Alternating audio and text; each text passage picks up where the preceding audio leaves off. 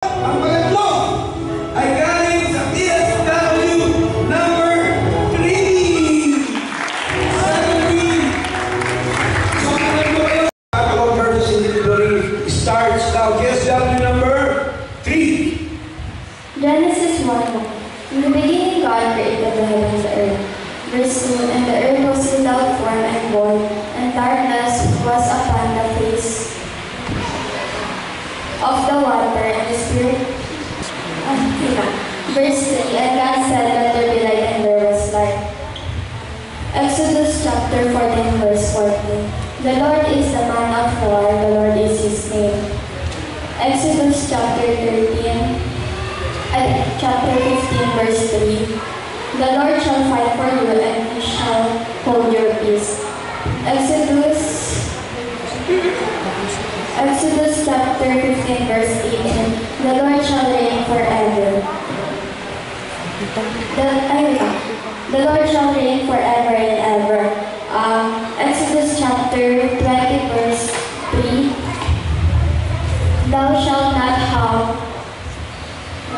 have no God before me.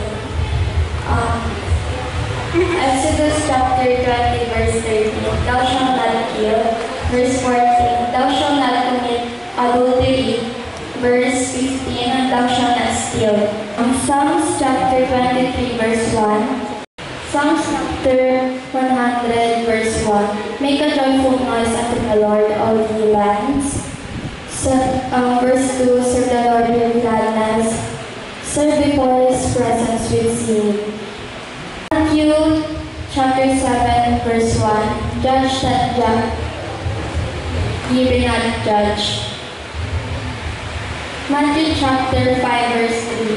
Blessed are the poor in spirit, for theirs is the kingdom of heaven. Verse 4. Blessed are they that mourn, for they shall be comforted.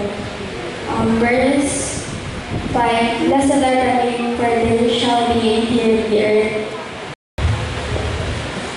Verse 6. Blessed are they that do hunger and thirst, for they shall be filled. Philippians 4:13. I can do all things through Christ, which strengtheneth me. Philippians chapter 4, verse 4. Rejoice in the Lord always, and again I say rejoice.